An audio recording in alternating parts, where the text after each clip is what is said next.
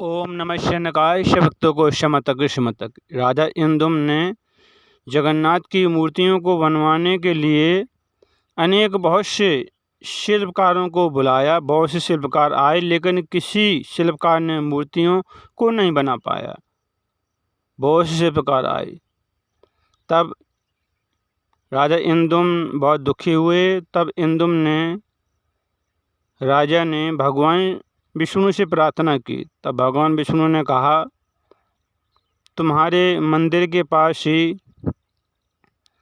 एक विश्वकर्मा आएंगे, शिल्पकार आएंगे, तब उनसे तुम मूर्ति बनवा लेना।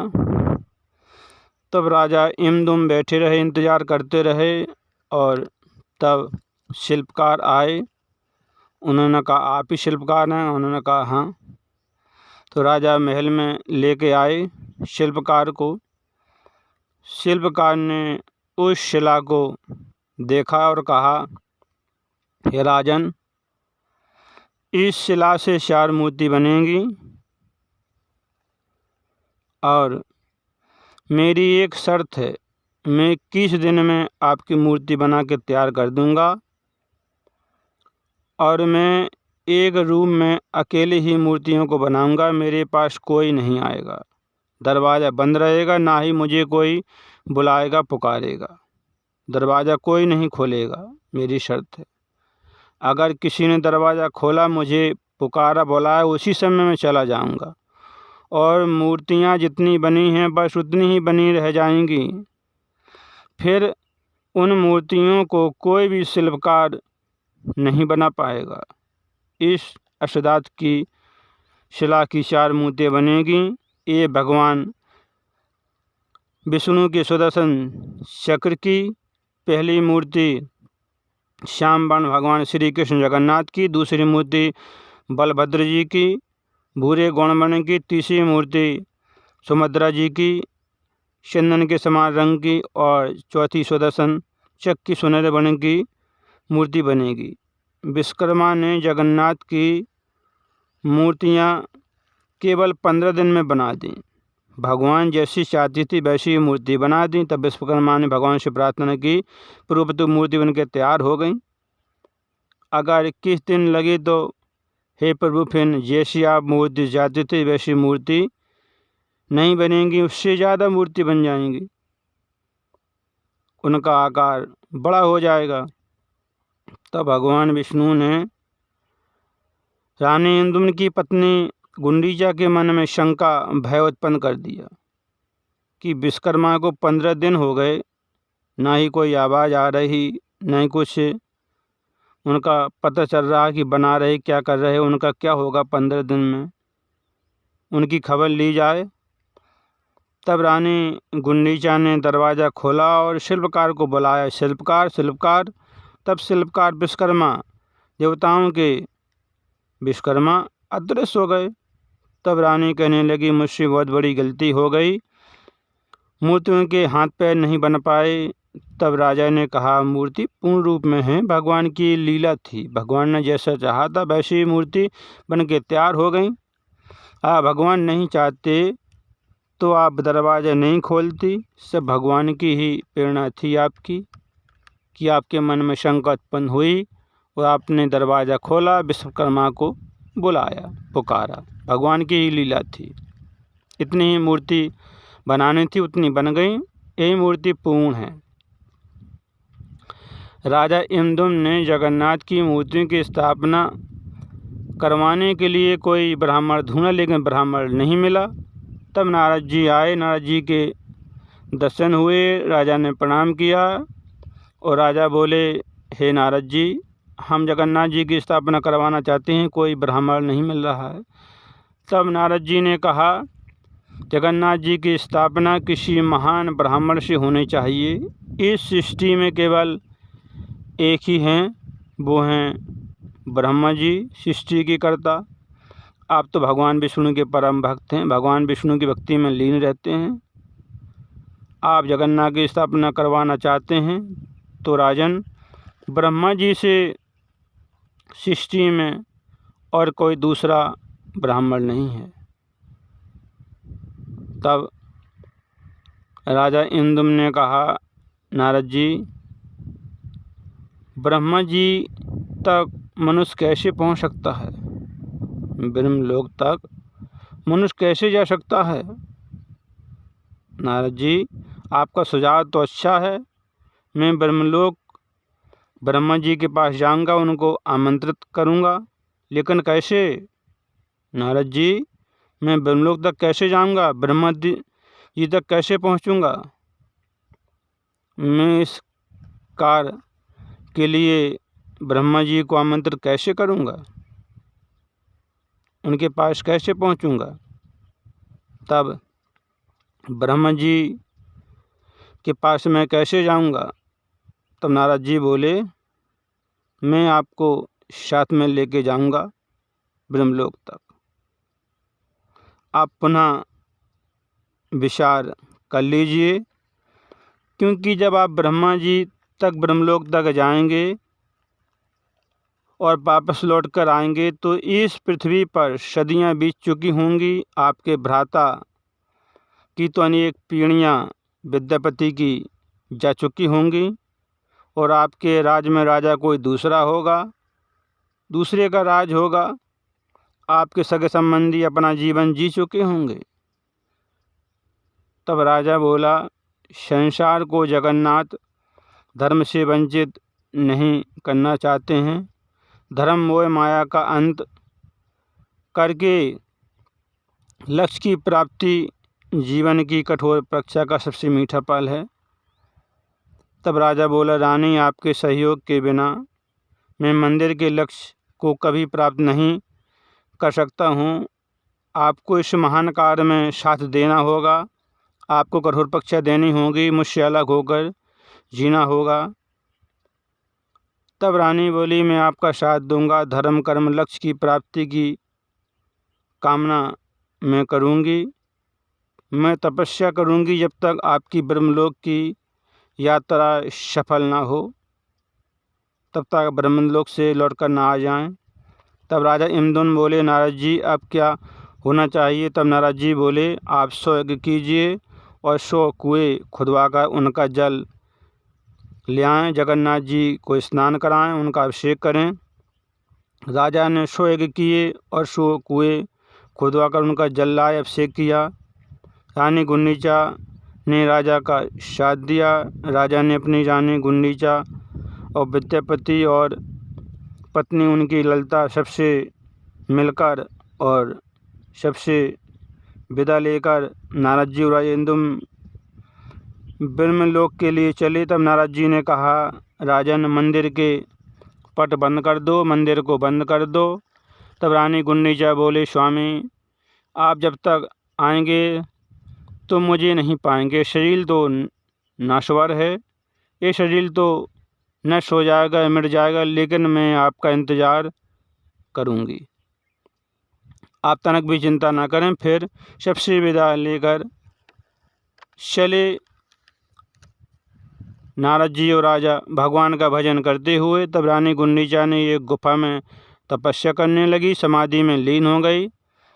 नारद जी बोले, पति का धर्म कर्म में आधा पुण्य पत्नी को भी प्राप्त होता है, और जब पत्नी पूजा पाठ तपस्या करती है तो उसका फल पति को भी प्राप्त होता है। पत्नी का पुण्य पति को भी प्राप्त होता है। जब नारद जी और राजा इंद्र ब्रह्मलोक ब्रह्मा जी के पास पहुंच गए, तब राजा ने ब्रह्मा जी को प्रणाम किया और ब्रह्मा जी से कहा, ब्रह्मा जी, आप मेरा निमंत्रण स्वीकार कीजिए। जगन्नाथ जी की स्थापना करने के लिए मैं आपके पास आया हूँ। तब ब्रह्मा जी बोले, हम आपकी भक्ति से प्रसन्न हैं, चलो मैं तैयार हूँ। ब्रह्मा जी और नारद जी और राजेंद्र ब्रह्मलोक से चले जगन्नाथ जी की स्थापना करने के लिए।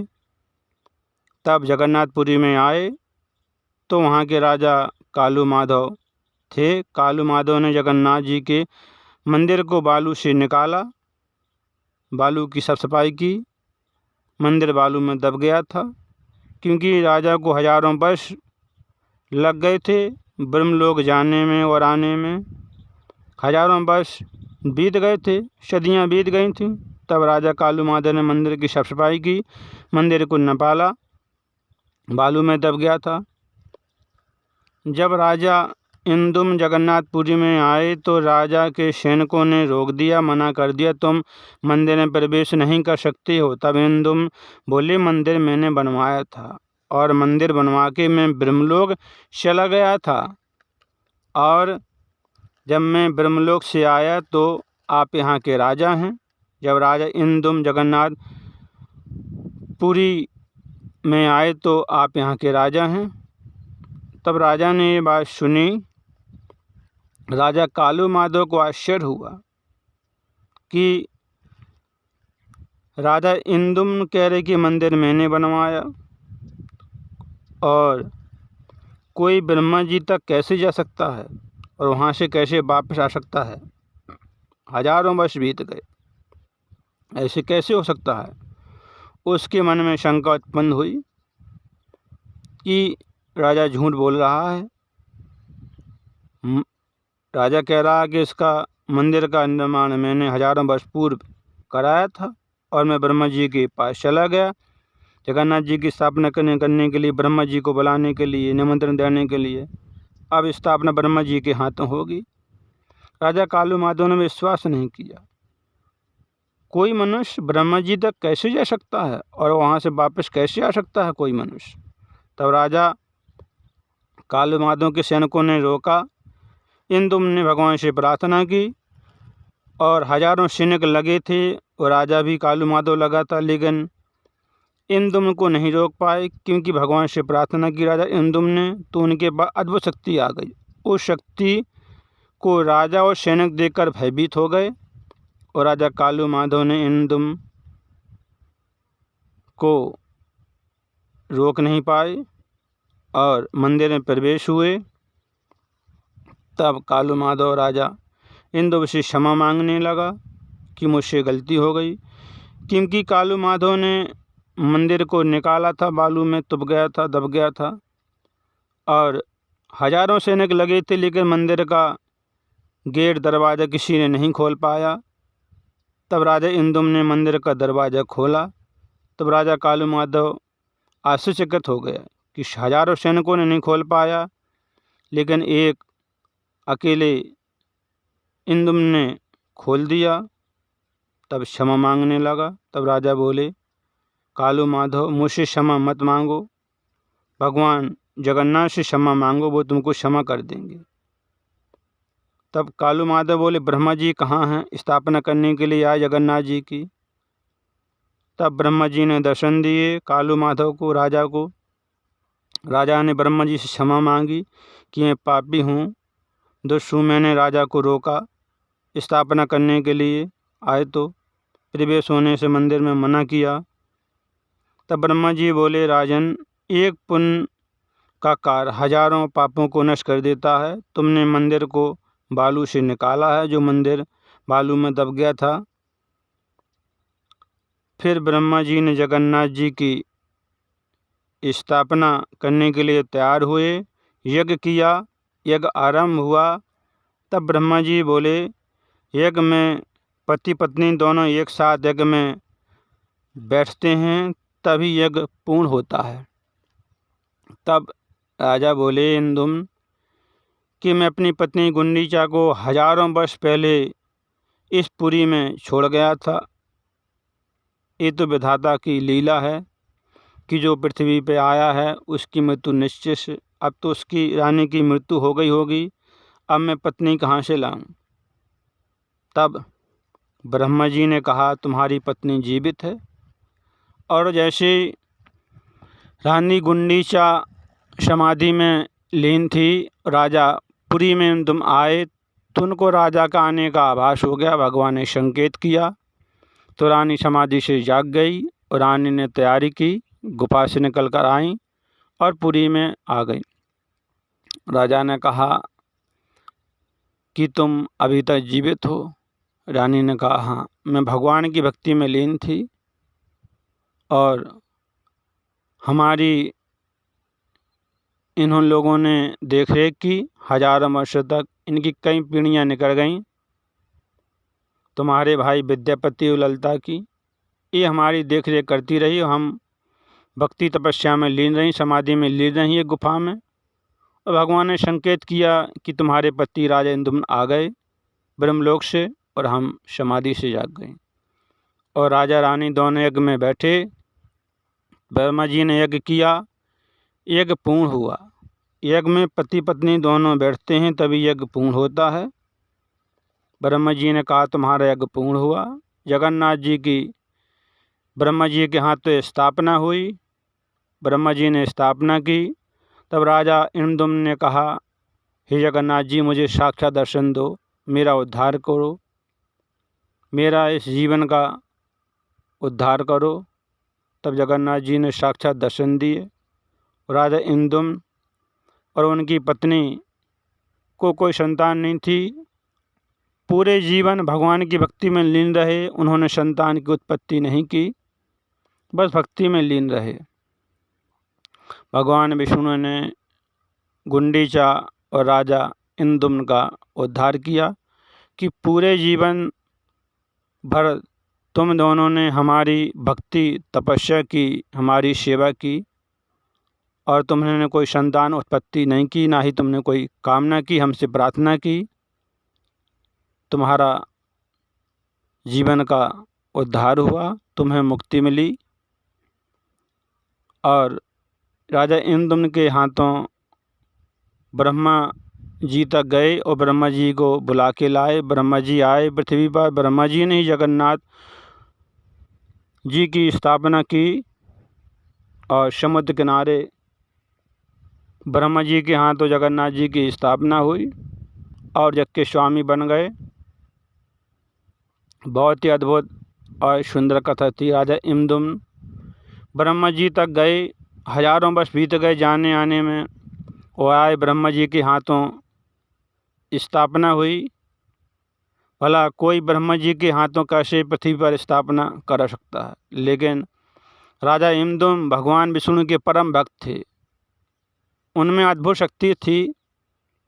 भगवान विष्णु की उन पर असीम कृपा थी, तभी तो ब्रह्मा जी तक इंद्रदुम्न पहुँचे, ब्रह्मा जी के साक्षात दर्शन किए और ब्रह्मा जी के साथ आए पुरी में। और जगन्नाथ जी की ब्रह्मा जी के हाथों राजा इंद्रदुम्न ने स्थापना करवाई, अपना जीवन धन्य किया। और सभी मनुष्यों को पुरी में जाने का सौभाग्य प्राप्त हुआ और दर्शन करते हैं, अपना जीवन धन्य करते हैं और सभी की मनोकामनाएं पूर्ण होती हैं जगन्नाथपुरी में। और जगन्नाथ जी की ध्वजा हमेशा हवा के विपरीत उड़ती रहती है। भगवान विष्णु की अद्भुत लीलाएं हैं अब भी पृथ्वी पर, जो जगन्नाथ जी के मंदिर में देखने को मिलेंगी। बहुत ही सुंदर अद्भुत कथा थी। हनुमान जी ने भी सहयोग दिया जगन्नाथ जी के मंदिर में बनवाने में। राजा बहुत भगवान विष्णु के परम भक्त थे, सबने मिलकर साथ दिया। हनुमान जी भी आए, ब्रह्मा जी भी आए, नारद जी भी आए। राजा का जीवन धन्य हुआ। राजा भगवान विष्णु के परम भक्त थे, इसलिए सब लोगों ने मिलकर मदद की, जगन्नाथ जी की स्थापना हुई। बहुत ही सुंदर बुद्ध रोमांचकारी कथा थी। कथा को सुनते रहें, काम करते रहें, मैया का नाम जपते रहें। सब भक्तों को शमतक शमतक शमतक।